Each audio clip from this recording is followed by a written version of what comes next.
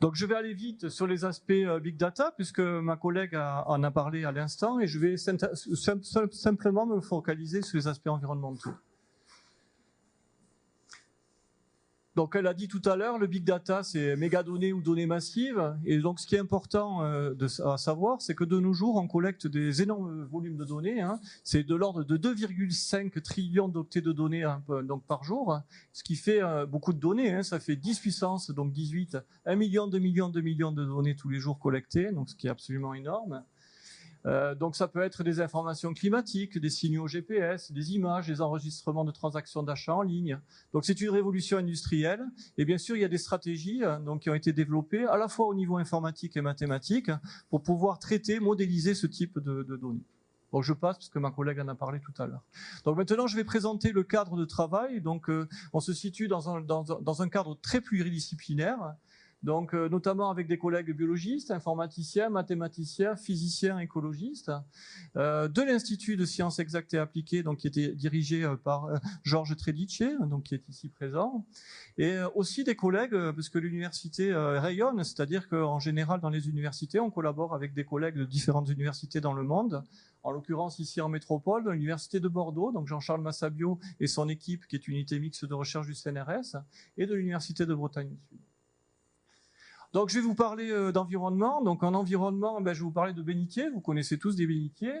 Donc, ce qu'on a fait, c'est qu'on a équipé donc les bénitiers donc de chaque côté de la coquille ici d'électrodes. On les voit pas trop bien, vous les verrez tout à l'heure un peu mieux.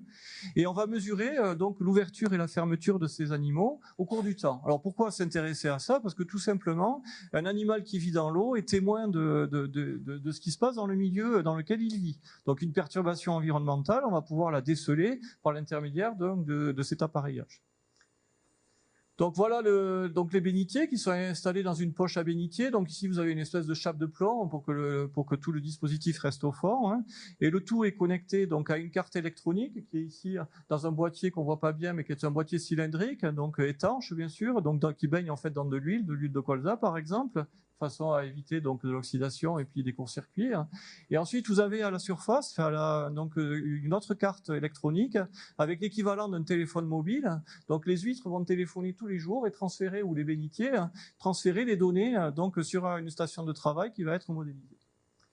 Donc voilà une photo peut-être un peu plus visible, donc les électrodes et puis un animal ici qui a une huître. Voilà, donc ici plusieurs. Hein, donc en fait, on n'interroge pas qu'un seul animal, mais un ensemble d'animaux. En l'occurrence, il y en a 16 à chaque fois. Alors voilà, donc pour comprendre le dispositif qui est très simple, donc on a ici une allumette, donc les électrodes c'est la taille d'une allumette, c'est très léger, donc ça modifie pas donc l'activité d'ouverture et de fermeture des animaux, bien sûr, sinon ça n'a aucun intérêt.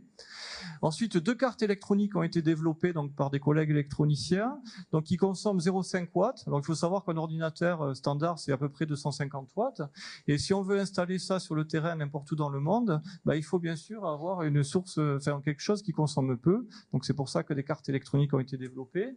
Et le système d'exploitation qui est installé sur ces cartes électroniques, c'est pas du Windows, c'est Linux en l'occurrence. Ensuite, bien sûr, pour l'alimentation, donc il y a plusieurs possibilités, soit du courant, soit des panneaux solaires, soit bien sûr des batteries, par exemple, batteries de voiture ou de camion, de façon à avoir une autonomie qui dure en général, qui peut durer jusqu'à 1 mois. Ensuite, on modélise tout ça, parce que vous allez voir que le volume de données généré est absolument énorme. Et ensuite, automatiquement, les données sont traitées, modélisées et transférées sur un serveur web, donc qui s'appelle ici l'œil du mollusque. Alors, quel est l'objectif? Parce qu'on s'amuse pas donc en recherche à mesurer l'écartement des valves d'un bivalve. Bon, c'est bien, mais ça n'a pas beaucoup d'intérêt. Hein. C'est que ça sert en fait à mesurer des perturbations, comme je l'ai dit tout à l'heure. Donc, l'objectif, c'est de détecter en temps quasi réel non, mais quasi réel, des perturbations environnementales. Ça peut être notamment un problème actuel, c'est le réchauffement global, par exemple. Donc, et c'est sur ces aspects-là qu'on travaille actuellement. Donc utiliser les résultats des modèles mathématiques comme un outil de surveillance de la qualité de l'eau. Donc on fait ce qu'on appelle du biomonitoring, donc c'est-à-dire qu'on surveille en temps réel donc l'acquisition des données, on les modélise et puis on fait de la prévision. Et d'étudier l'impact physiologique du réchauffement global sur un représentant de la faune donc marine pris comme témoin, donc biosenseur, par exemple le bénitier. Alors voilà, donc les données qui ont été donc bien sûr mesurées ici en Nouvelle-Calédonie, donc au niveau du récif Yoro dans le canal de la Havana. Donc on reconnaît ici la poche à bénitier ici, donc on a 16 bénitiers qui sont là-dedans. Donc le câble qui rejoint ici donc le phare, l'angle Yoro, et donc au haut de ce phare vous avez un panneau solaire pour alimenter donc en courant. Et puis bien sûr vous avez la carte électronique qui permet de faire la transmission des données. Donc en fait les huîtres se connectent à Internet et puis les données sont transférées automatiquement sur une station de travail. Donc voilà. Donc ensuite, il n'y a pas que en Nouvelle-Calédonie que cette étude a été faite. Elle a été faite un peu partout dans le monde, à l'occurrence dans plusieurs sites donc au niveau mondial. Donc actuellement, donc une petite vingtaine de sites dans le monde. Donc je ne vais pas les énumérer, hein. Mais un aspect qui est important dans nos recherches, et notamment, c'est d'étudier l'effet du réchauffement global.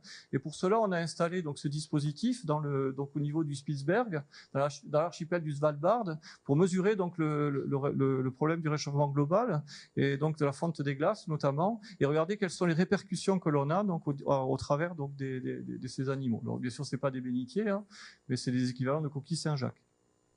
Alors les données, donc il y en a beaucoup, hein, c'est ce que je disais tout à l'heure. Hein. Quand je dis qu'il y en a beaucoup, c'est qu'on peut modifier la fréquence d'échantillonnage, mais la fréquence par défaut c'est 10 Hz. 10 Hz, ça fait 10 mesures par seconde, donc ça commence à faire pas mal. Donc ça fait une mesure puisqu'il y a 16 animaux, donc on les interroge séquentiellement, donc ça fait une mesure toutes les 1,6 secondes. Et donc, au total, on obtient donc 108 000 mesures pour un bénitier par jour, ce qui fait 1 728 000 mesures par jour pour les 16 bénitiers et 630 720 000 mesures par an pour les bénitiers. Donc, simplement pour un site, je vous ai dit qu'il y en a une vingtaine. Et bien sûr, quand on regarde ce qui se passe sur une année, mais on arrive tout de suite à un nombre d'observations collectées qui est absolument énorme. Et on mesure ici que l'écartement valvaire. C'est pas tout. Bien sûr, on mesure tout un tas de paramètres environnementaux, des physiques et des biologiques. Donc, on met des sondes, des capteurs, des sondes de Seabird, par exemple, qui font de l'acquisition de données. Donc, c'est ça qui se rajoute en plus donc à ce dispositif. Donc, donc l'objectif, c'est de faire face à ce déluge de données, donc les données massives qui arrivent, modéliser le comportement des bénitiers dans leur environnement, dans le but de détecter des perturbations environnementales automatiquement, bien sûr. Développer des indicateurs mathématiques pour la surveillance de la qualité de l'eau, étudier l'effet du réchauffement global, je l'ai dit tout à l'heure, et puis bien sûr, c'est ce que disait tout à l'heure ma collègue Nasa Selmaoui, c'est mettre en place des bases de données et des visualisations automatiques de données et des résultats en ligne. C'est-à-dire qu'en ligne, automatiquement, donc les ordinateurs vont travailler, transférer les données sur un serveur et les afficher directement sur le serveur, de façon à avoir une synthèse automatique. Alors voilà un bénitier, hein, donc un bénitier au cours d'une journée, donc là vous avez 24 heures, et là vous avez l'écartement donc en millimètres, donc l'animal ici bouge un petit peu, donc il se ouvre et se ferme, là l'animal est ouvert, et puis ainsi de suite, vous avez une suite de contractions musculaires, hein, donc il y a un muscle, contractions musculaires qu'on en mesure au cours du temps. Là, si on regarde maintenant la vitesse d'ouverture et de fermeture, on sait faire, hein, on peut calculer une vitesse donc qui est mesurée ici. Alors maintenant, un objectif qui nous est venu à l'esprit, qui est naturel, c'est de développer des indicateurs mathématiques, donc pour mesurer, pour déterminer des signatures de comportements normaux, afin de pouvoir déceler des perturbations de ce comportement normaux. Donc on a utilisé des approches très diverses, notamment des approches de type perturbation donc extrême, c'est-à-dire déterminer un événement pour lequel la probabilité est très faible. On a fait de la chronobiologie, c'est-à-dire que vous avez tous un rythme biologique et si vous sortez de ce rythme biologique, fatalement vous êtes fatigué par exemple. C'est pareil pour les animaux, il y a un rythme biologique, on essaie de modéliser ce rythme biologique et ensuite de déceler les perturbations de ce rythme biologique. Donc ça, on essaie de le faire et on est arrivé à le faire, bien sûr. Et ensuite, on modélise aussi la croissance des animaux, c'est-à-dire en étant derrière votre ordinateur, vous pouvez mesurer la croissance de l'animal, parce que vous avez deux électrodes, si vous réfléchissez, vous avez des stries de croissance qui se rajoutent. Donc il y a un angle, et donc on sait très bien faire ça mathématiquement, et on arrive à mesurer la croissance très facilement. Donc les modèles mathématiques, je vais très vite, rassurez-vous. Donc modèle extrême, c'est-à-dire on est capable de prédire très précisément donc des événements qui arrivent avec probabilité très rare, c'est-à-dire des perturbations extrêmes. Je ne vais pas plus loin. On est capable de mesurer donc l'écartement valvaire, je l'ai dit tout à l'heure, Y c'est l'écartement valvaire en fonction du temps. Donc la fonction M ici elle est inconnue. Donc la fonction M bien sûr elle est complètement non linéaire, on n'a pas une régression, c'est-à-dire une régression linéaire, on a quelque chose qui est complètement non linéaire, donc on sait bien estimer ce genre de choses. Et si on sait bien estimer ce genre de choses, on sait le dérivé. Donc on est capable de mesurer des dérivés, c'est-à-dire des vitesses d'ouverture et de fermeture, de manière très précise. Donc voilà un exemple d'estimateur qui a été développé. Je passe sur les propriétés mathématiques de ces estimateurs, mais il y a tout un tas de propriétés qui ont été développées. Et voilà les résultats. Donc on voit les données noires, donc c'est les vraies données, hein, et les modèles, donc 3 modèles qui ont été développés, ou 3 estimateurs qui ont été développés. On voit l'estimateur rouge, l'estimateur bleu, l'estimateur vert, et on fut impressionné parce que ça marche bien. Mais on voit que, notamment, si on fait ça sur plusieurs animaux, si on fait des simulations, etc., on voit que dans ce cas-là, donc c'est un estimateur, c'est un algorithme stochastique, en fait, qui se réajuste automatiquement au fur et à mesure que les données arrivent, c'est du séquentiel, et on a donc des variances qui sont beaucoup plus faibles et un estimateur qui est bien meilleur. Et maintenant, les rythmes. Je vais passer très vite sur les rythmes biologiques, vous allez voir. Les rythmes biologiques, on peut les extraire facilement par rapport au modèle. Comment fait-on? Donc là, on a l'activité, rappelez-vous, 24 heures, ici, 24 heures, 24 heures, 3 animaux A, B et C. Donc l'animal est ouvert, ici, il se ferme, etc., etc. Donc on peut déceler automatiquement, et ça s'est fait en ligne directement, les périodes où l'animal s'est fermé. Donc on voit les traits rouges ici. Et ça, on le représente sous la forme de, donc, sous le graphe, sous le bas ici. Et on va avoir un empilement de segments, finalement, avec des couleurs blanches ou rouges, qui correspondent aux périodes où l'animal s'est fermé. Donc on fait souvent ça quand on fait de la chronobiologie. On fait pareil pour le deuxième animal, on superpose la fermeture. Le troisième animal, on superpose la fermeture. Et on fait ça ainsi de suite, donc sur plusieurs jours, plusieurs mois, plusieurs années, plusieurs animaux. Et voilà ce que ça donne. Donc ça, c'est pour des huîtres, en l'occurrence. Donc on représente ici ce que je viens de vous dire, exactement. Donc on a un empilement pour chaque jour, donc des 16 animaux, donc avec les moments où elles sont fermées ou ouvertes. Et ensuite, on continue au cours du temps, ici, donc sur plusieurs mois. Voilà l'activité. Ensuite, bon là, c'est exactement la même chose. Et on peut remarquer ici, si vous regardez bien, on peut remarquer donc les zones de marée. Donc on les voit assez bien ici, le jour et la nuit. Donc on voit qu'il y a une corrélation qui existe entre le moment où les animaux se ferment et puis donc la marée. Et ça, c'est extrêmement important parce que ça veut dire que on a un point important qui dit qu'il y a une corrélation qui existe, donc qui a été démontrée bien sûr. Et une fois que cette corrélation existe, eh bien on voit que là, par exemple, on a des fermetures atypiques, c'est-à-dire des animaux qui se sont fermés à des moments où normalement ils se ferment pas. Donc durant cette période-là, ça a été étudié bien sûr précisément, ça correspond à des perturbations environnementales qui a été confirmée par des mesures biologiques, notamment des activités enzymatiques, etc. Alors ça, c'est comme une espèce de tapis persan, et c'est pareil, c'est un résumé de données qui est absolument énorme. C'est sur plusieurs années, on empile les choses, on met des codes de couleurs, et on voit une zone rouge ici, un peu plus rouge, là c'est un peu plus clair, un peu plus rouge, et à nouveau un peu plus clair, et cette zone-là représente une période, donc effectivement, qui a été décelée comme une période de perturbation environnementale. Alors, le calcul des vitesses, c'est ce que j'ai dit tout à l'heure. Un animal qui est stressé, il va avoir tendance à se fermer et s'ouvrir avec une vitesse qui est plus élevée, ou bien il veut se protéger, donc il va se fermer vite. Un prédateur, par exemple, la dérivée des vitesses, on sait faire, on dérive, facile. Voilà les performances des estimateurs, donc les données brutes et les traits rouges chez les estimations. Donc on est content en tant que mathématicien, parce qu'on voit qu'on a des modèles qui marchent. Bon, là on fait un petit zoom, mais on voit que ça marche aussi, bien sûr.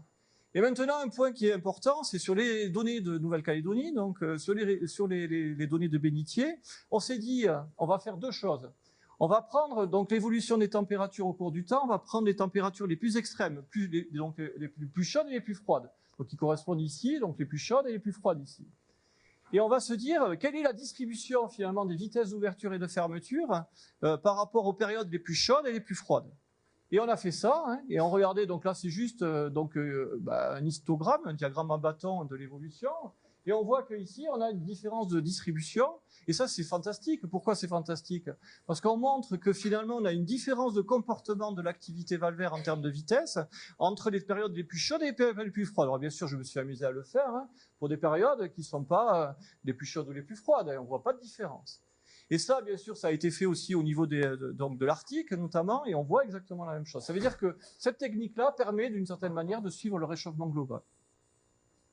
Alors maintenant, un autre aspect de recherche, je vais vite, mais qui est important parce que ça touche exactement à ce qui se fait en Nouvelle-Calédonie.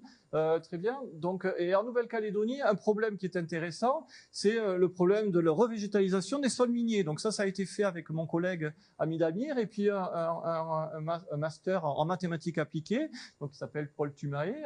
Et donc on a encadré donc ce stagiaire avec beaucoup de plaisir, hein, parce que l'objectif premier de ce travail a été de construire des indicateurs mathématiques de performance de revégétalisation des sols miniers. Donc on a 30 ans de données, alors, je ne sais pas si vous imaginez 30 ans de données, beaucoup de variables mesurées, parce qu'à chaque fois qu'on est dans une mine, on mesure tout un tas de paramètres donc biologiques liés à la végétalisation, etc. Et là, regardez ce qu'on observe, ça a été fantastique quand on a observé ça. On voit 3 clusters apparaître ici, 3 groupes, on va dire, 3 couleurs. Vous avez du rouge, du gris et du vert, qui sont complètement différenciés. Et quand on regarde de plus près par rapport à l'ensemble des variables qui est ici, Ben, il y en a beaucoup hein, de variables. Bon, là, vous avez une visualisation, mais il y en a beaucoup. On voit qu'on arrive à discriminer très clairement, finalement, la performance de revégétalisation des sols en fonction donc, de ces clusters. Et donc, on a pu créer des indicateurs mathématiques sous forme d'une équation qui permettent de calculer un score, donc une note, par rapport à la performance de revégétalisation. Alors, bien sûr, ça a été vérifié en prenant des photos. On fait des photos, et puis on regarde si c'est cohérent. Et bien sûr, ça, bon, on a montré que c'était cohérent. Donc, conclusion, j'arrive sur la fin. Donc, on a proposé des méthodes d'analyse en temps réel, c'est-à-dire que vous avez un déluge de données, donc les données qui s'accumulent vraiment beaucoup. Et donc, en temps réel, on modélise le comportement des indicateurs de pollution, donc ça, c'est extrêmement important. Et on a les résultats. On visualise le gros volume de données, donc dans le cadre du big data. On construit des indicateurs mathématiques et des modèles prédictifs pour voir quelle est l'évolution des choses. Et bien sûr, ça, si j'y tiens, hein, c'est le fruit d'un travail de recherche qui ne peut se faire que sur des aspects pluridisciplinaires. C'est-à-dire qu'il faut les compétences, à la fois en biologie, en écologie, en électronique, en informatique, en mathématiques et statistiques. Sinon, on n'arrive pas à ce résultat-là. Alors maintenant, le big data, vous êtes sur une barque, vous avez plein de données qui arrivent de partout. Comment trouver son chemin, hein, comment trouver son cap, on va dire, plus exactement. Oui, donc c'est un peu l'objectif des mathématiques. Et notamment, vous avez ensuite la possibilité de résumer et de modéliser ces volumes de données qui sont considérables. Donc, les volumes de données considérables, bien sûr, ça peut se modéliser avec des équations mathématiques. Et donc, assez bien. Bien sûr, c'est difficile, hein, parce qu'on a tous les problèmes donc, des applications qui sont présents. Et un point, je finis avec ça, le dernier point, c'est un projet sur lequel on travaille et qui me semble très important, c'est on s'intéresse à l'écosystème corallien, donc on est entouré de corail, et donc c'est de modéliser en fait l'effet du réchauffement global et de créer des indicateurs mathématiques, comme je viens de le présenter, sur la revégétalisation des sols ou sur les bénitiers par exemple, donc sur un endroit donc ici en Nouvelle-Calédonie. Mais là, c'est la même chose. Donc, on sait que le réchauffement global que vous avez, donc vous le retrouvez au niveau de l'eau. Donc, quand ça se réchauffe au niveau global, on le retrouve le réchauffement au niveau de l'eau. Ça fait des stress thermiques et ça fait du blanchiment des coraux. Premier aspect. Deuxième aspect qui est important, c'est que on a aussi ici donc une montée du niveau des eaux. Donc, ça fait de la sédimentation et puis ça fait donc du recouvrement donc des coraux donc qui s'étouffent grosso modo. Et donc, fatalement, c'est pas bon. On a des changements donc des tempêtes, on va dire des vents qui sont beaucoup plus forts ou des tempêtes qui sont beaucoup plus fortes et violentes et fréquentes. Et donc ça génère aussi tout un tas de perturbations, donc notamment des risques de submersion au niveau du littoral, notamment pour les îles. C'est ce qui s'est passé il n'y a pas longtemps aux Antilles, hein, on l'a bien vu. Donc il faut savoir le prédire. Les changements de précipitation, ça va être des écoulements, notamment par exemple du nickel ici en Nouvelle-Calédonie, dans les estuaires et ensuite au niveau du lagon. Bien sûr, ça aura un effet au niveau de l'écosystème corallien. Les changements au niveau des courants océaniques. Et puis, un autre point qui est extrêmement important quand on parle de réchauffement global, c'est l'acidification des océans. Donc, l'acidification des océans, le pH qui baisse, donc c'est tout un tas de réactions donc chimiques, on va dire, qui fait que le pH baisse. Et si le pH baisse, bien sûr, vous avez déstructuration des coraux et ainsi de suite. Donc, c'est ça qu'on essaie de modéliser actuellement. Voilà quelques références bibliographiques sur tous ces travaux, mais bien sûr, si je pourrais vous donner ma carte, mais je reste à votre disposition si vous avez des questions plus techniques sur le contenu de cet exposé. Je vous remercie.